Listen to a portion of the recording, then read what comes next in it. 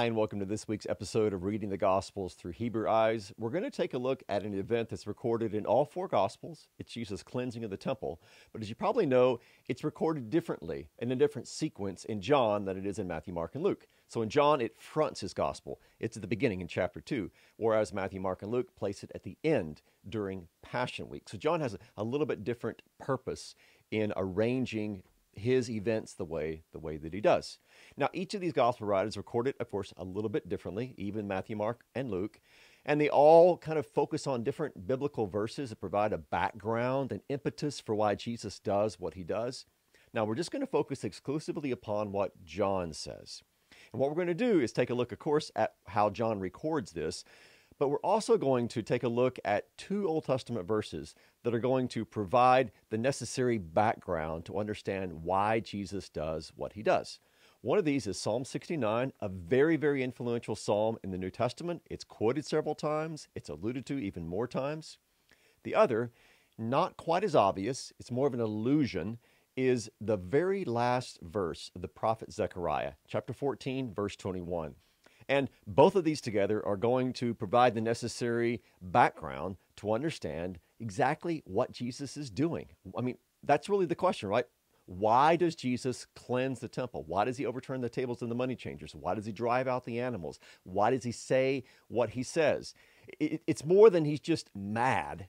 He's not just angry about something. He's not just kind of being a wild rabbi and causing this ruckus in the temple. There's a purpose behind this. In fact, I would argue that rather than depicting Jesus as somehow angry, we need to focus upon the only real emotional kind of word that's referenced in the Gospels. And that is not anger. Instead, it's zeal, or in the Hebrew, zeal or jealousy. We'll talk about that in just a minute. Let's first of all look at the first few verses, and then we'll go back and we'll talk about who money changers are and what the animals are doing there, and then we'll investigate the Old Testament background. Okay, so John 2, 13 through 17. The Passover of the Jews was at hand, and Jesus went up to Jerusalem. In the temple he found those who were selling oxen and sheep and pigeons, and the money changers sitting there.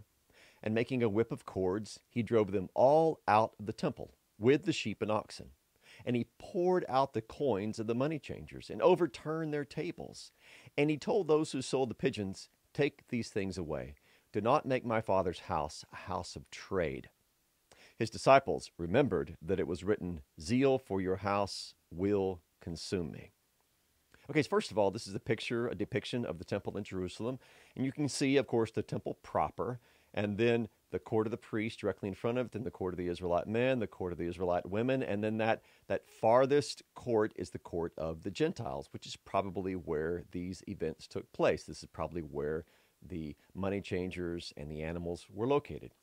Now, you might be asking yourself, what were these animals doing in the temple?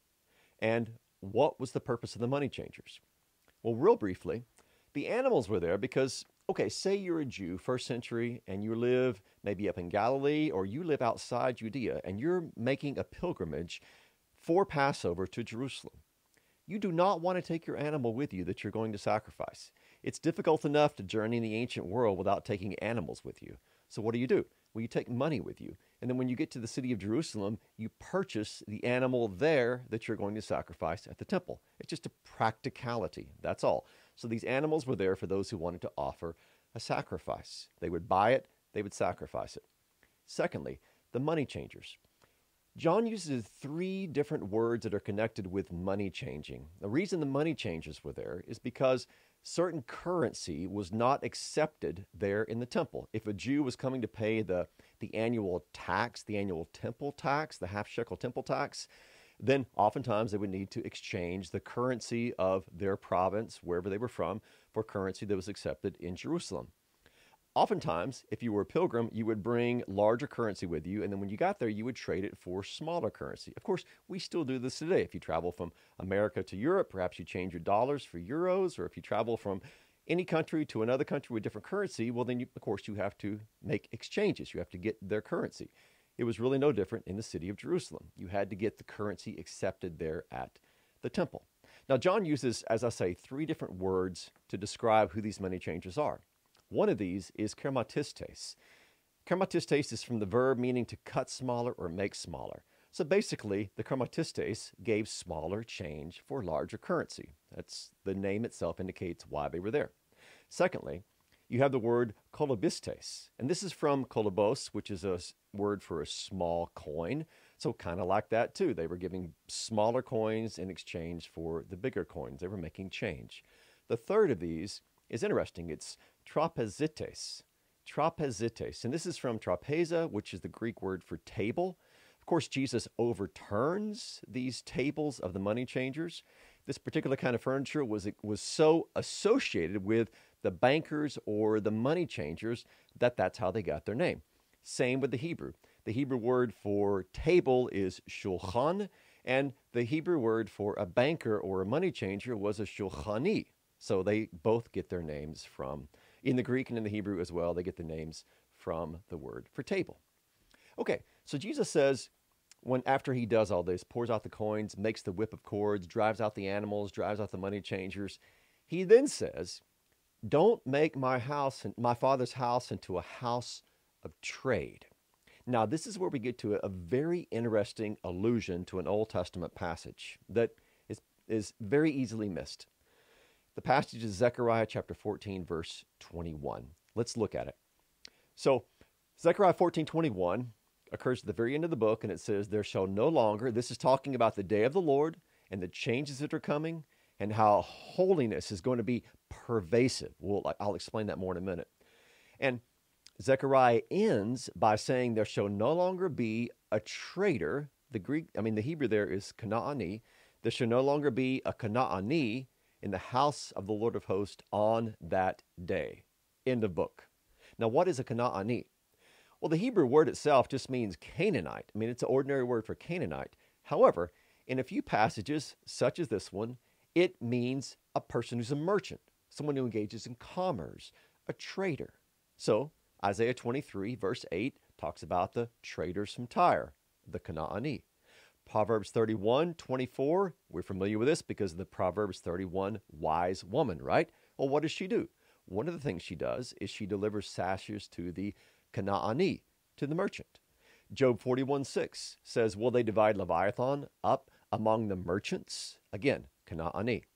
And even when the Hebrew was paraphrased into Aramaic and recorded in what's called the Targum, there we have the word for the translation or the paraphrase of Canaanite, we have Aved Tigrah, which means those who are engaged in business.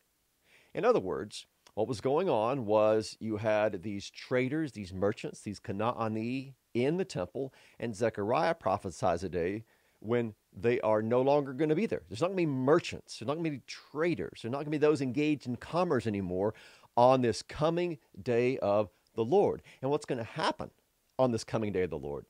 Well, let's look at it in context. I know we've talked about this many times, but I'll say it again. This is what's called Metalepsis, where a New Testament writer will allude to an Old Testament text, and he expects you not to just kind of look at that one particular text or part of a text, but the entire context. Well, what is the context of Zechariah 14 and this idea of there being no longer merchants or traders in the temple? Well, here's what we have. On that day, there shall be inscribed on the bells of the horses, holy to Yahweh, holy to the Lord. And the pots in the house of the Lord shall be as the bowls before the altar. And every pot in Jerusalem and Judah shall be holy to the Lord of hosts, so that all who sacrifice may come and take of them and boil the meat of the sacrifice in them.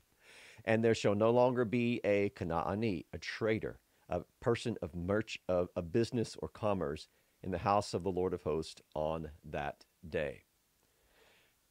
Now, you might be saying to yourself, what's going on? What's all this talk about bells on horses and pots and this kind of stuff? What Zechariah is talking about is that there's going to be this expansion, almost you might call it a democratization of sanctification, where holiness is pervasive. It's no longer the pots that a Jewish mother uses to boil meat in her home are going to be just as holy as the pots used in the temple. And the bells on the horses, they're going to have holy to the Lord on them, the same words that are inscribed on the plate of gold that's on the forehead of the high priest. what Zechariah is saying is, listen, there's coming a day when the boundaries of holy space are going to be eroded, going to be crushed, going to be done away with. And this holiness is, as it were, going to ripple forth from the temple to pervade the land, so that what was originally only holy in the temple is going to be holy way outside the temple. Common utensils are going to be just as sacred as the utensils used in the temple. And all of this is going to occur simultaneously when there's no longer going to be a merchant, a person of commerce in the Lord's temple. Now, you might be saying to yourself, okay, but how does this all fit with what Jesus does? Well, we're going to find out. Just to kind of jump ahead, what Jesus does by his crucifixion and resurrection is he then erects a new kind of temple, his own body. And as a result of that, holiness and sanctification pervades the entire creation, wherever Christ is and wherever his ministry is taking place. That's what Zechariah sees. And that's what's going to happen in the resurrection of Jesus, where you have this pervasive holiness that's going to fill creation, where holiness and sanctification are no longer going to be geographically situated at the temple in Jerusalem. The kingdom is going to expand. So that's very important to realize that Jesus is making this reference back to Zechariah 14, alluding to that, because he, in that way, is pointing to the fulfillment of this prophecy that's going to take place in him. Okay, now we have one more Old Testament verse is quoted here, and it's in reference to zeal, this jealousy of the Lord. And the verse is Psalm 69, where it says, "Zeal for your house will consume me." Now, once more, let's look at the entire context. If you look at all of Psalm 69 leading up to these verses, it's pretty fascinating, because the person who prays this is in dire straits. It's not so much that he's angry or that he's upset. He's threatened. His life is in danger. And he's being mocked. He's being persecuted. He thinks that he's about to be killed. And yet he says, "Zeal for your house consumes me." Here's the immediate context of that verse. This is verses 8 through 12. "I have become a stranger to my brothers and an alien to my mother's sons." So we see how he's been cut off from those who are near to him. "For zeal for your house has consumed me, and the reproaches of those who reproach you have fallen on me.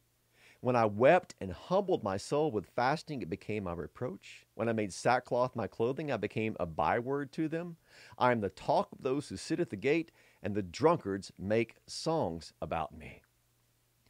So that's kind of the aura that surrounds the psalmist as he says these words. It's not so much that he's angry as he's being persecuted.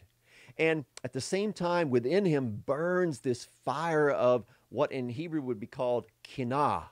So kinah is like jealousy or zeal. It's a word that occurs very frequently when talking about how the Lord is jealous or zealous for his people. Phineas, that famous priest, was jealous or zealous for the Lord.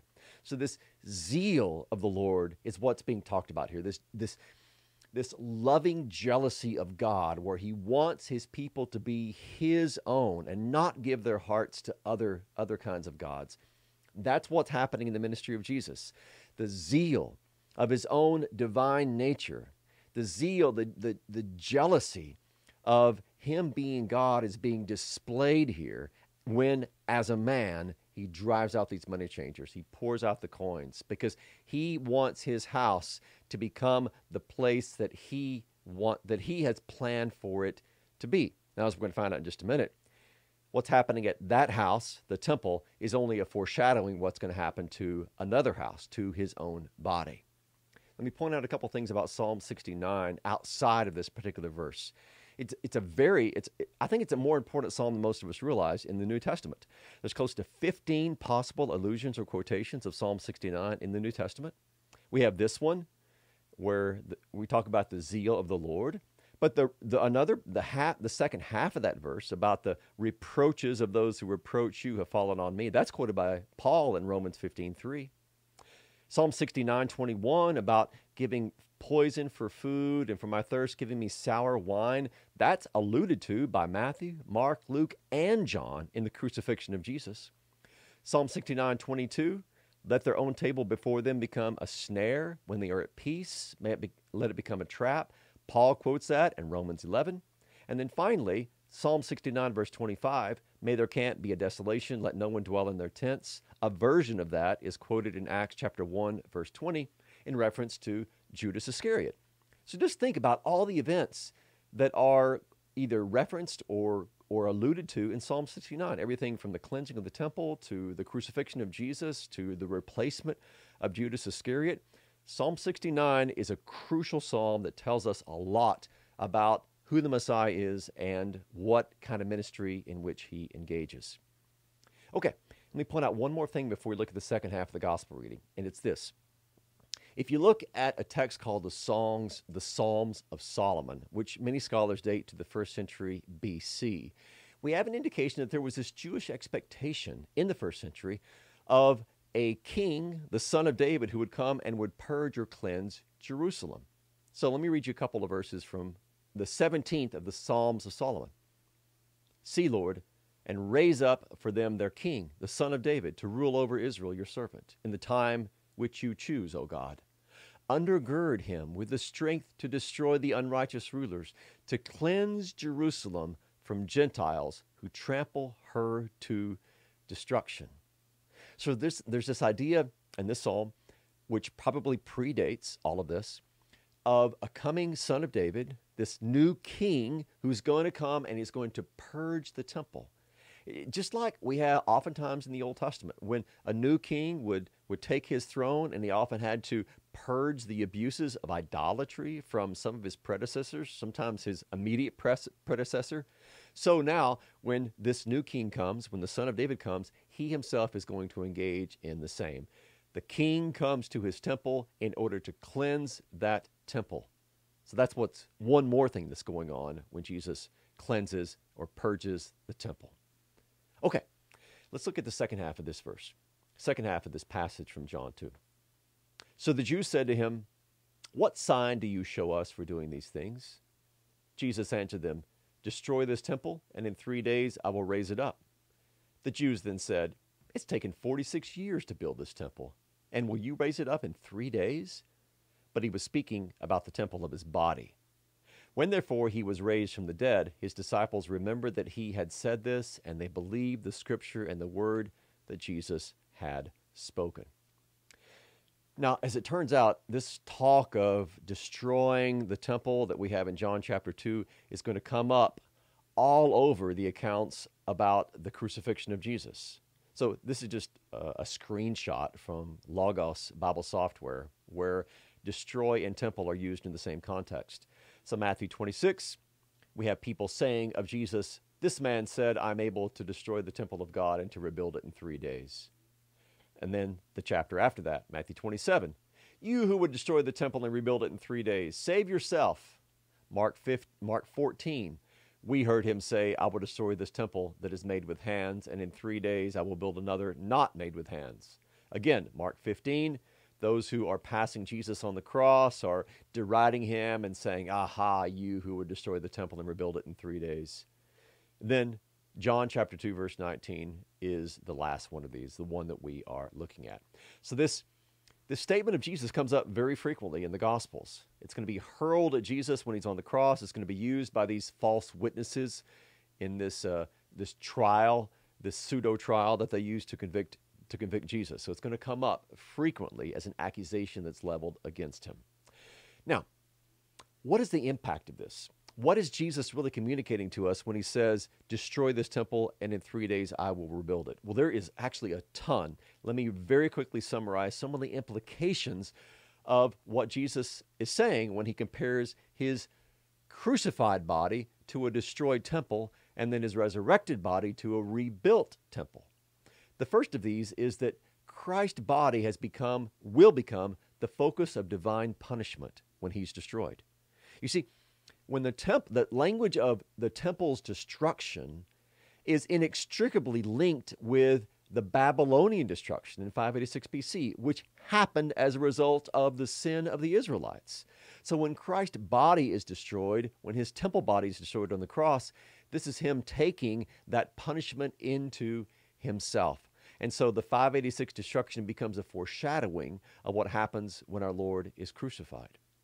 Secondly, the resurrection becomes the fulfillment of these prophetic expectations, like Ezekiel 40 through 48, of a new temple. Those last chapters of Ezekiel portray in great detail this eschatological, this end-time temple that's going to be rebuilt. Well, Jesus, in comparing his resurrection to this rebuilt temple, is going to give us the insight by which we can read those last chapters of Ezekiel. So Ezekiel 40 through 48 is basically this long, drawn-out, prophetic portrayal of what the implications are of our Lord's resurrected body. Thirdly, there is a radical reorientation of the location of holiness and access to God in the body of Jesus. So in the Old Testament, I wrote an article about it this week. By the way, you can check it out. What is Sanctification? You can find it at the 1517.org website, where I expand on this idea of holiness in the Old Testament. But the basic idea is this. In the Old Testament, holiness is geographically centered in the temple, where God is. So where God is located, that's the holiest place. And then there are degrees of holiness that radiate out from that. Okay? Well, what do you have in the New Testament? Well, now you have this reorientation. Where is holiness now? It's in the body of Jesus Christ. He is the Holy of Holies. So where Jesus is, there is the temple. Where Jesus is, there is the location of holiness. That's where our access to holiness is found. And then lastly, there's this universalization of the availability of God's saving presence. And we see that reflected in Zechariah chapter 14, where you have the bells on the horses just as holy as the plate on the forehead of the high priest, and the cooking pots of mom at home are just as holy as the cooking pots at the temple. And so sanctification spreads. Holiness ripples forth from the temple, because wherever Christ and his gospel and his kingdom are present, their holiness is accessible to all who believe in him. Okay, so that's a quick run through. Hope that's been helpful to you. There's so much that is packed into these few verses of John that it's difficult to cover in a short amount of time. But keep in mind, primarily Psalm 69, Zechariah 14. These two Old Testament passages are going to both be like beams of light that are going to shine upon John chapter 2 and help us to understand more clearly why Jesus does what he does. He's the new king who comes. He's the one who brings about this expansion of holiness. He's the one filled with the zeal, the divine jealousy to do the will of the Lord, even though that means he's going to suffer. And he's the one who then rebuilds the temple in his own body, so that wherever we have access to the flesh and blood of Jesus Christ, we have direct access to the saving holiness of the Father. Thank you so much for watching. If you found it helpful, share it with your friends. I hope that you're all doing well, and I pray God's richest mercy and peace upon each of you. We'll see you next week.